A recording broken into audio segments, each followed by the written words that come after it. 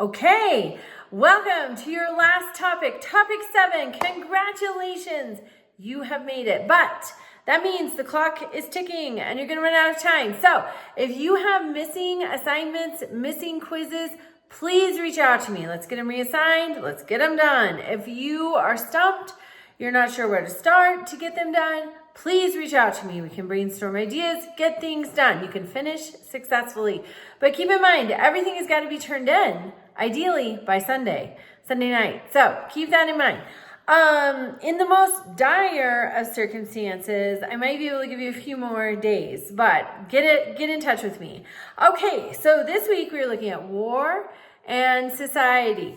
So you're going to look at the Civil War at home for your first discussion response. Even in the North, so most of the fighting happened in the South, but even in the North, there was hardship during the Civil War. So pick a side, North or South, and tell me what it was like at home. How you know what it was like at home is through doing the reading. Okay, then your second discussion, you're looking at post-World War II foreign policy. So there's a big lesson here. President Truman in 1948 establishes a formal containment of communism policy, which means anytime a country is at risk of falling to communism, such as South Korea at the time was at risk of falling to its neighboring communist system of North Korea. North Korea invaded South Korea. So Truman's policy of containment of communism says, we are going to go bolster South Korea so that they don't fall to communism. That drug us into the Korean War. Then in the 60s, in 1964, Congress passed the Gulf of Tonkin Resolution. That allowed President Johnson to use military force in Vietnam because, again, communist North Vietnam had invaded South Vietnam. We go to bolster the democratic South Vietnam. It drags us into the Vietnam War. American lives are given for these causes.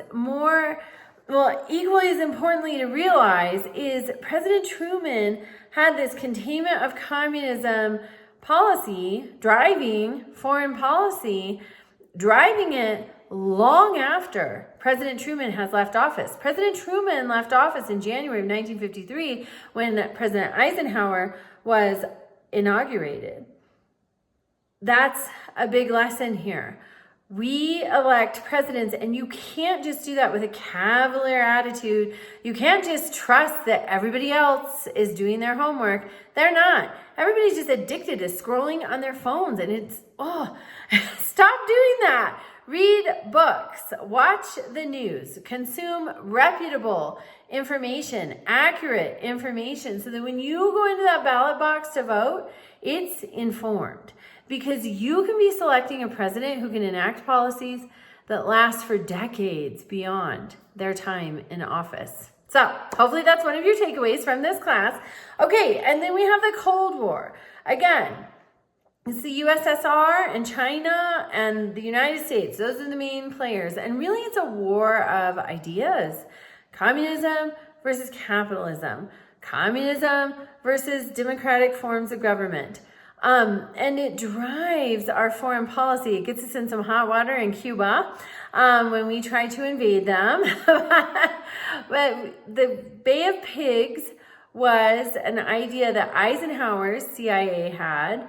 They did not put it into action. Kennedy put it into action early in his presidency. It was a disaster, but it opened the door for the Cuban Missile Crisis because Nikita Khrushchev said, hey, Castro, let's put some nukes on your coast, keep your neighbors out of your business. It was very effective, got our attention. So the Cold War really drives foreign policy. I read a book about World War II recently, and it said, I'll have to find it, but it said that because the leaders of the United States and the leaders of the USSR had seen with their own eyes the total devastation that would be caused in a nuclear war, that's what kept the Cold War cold and prevented it from turning hot. So it could have been much worse than it was. All right. For your America at War assignment, you pick one more and then you use it for each of the parts. Then you have a quiz and participation as usual. Again, if you have missing or late quizzes or assignments, please reach out to me. Let's get those reassigned. Let's get those in. Have a great week.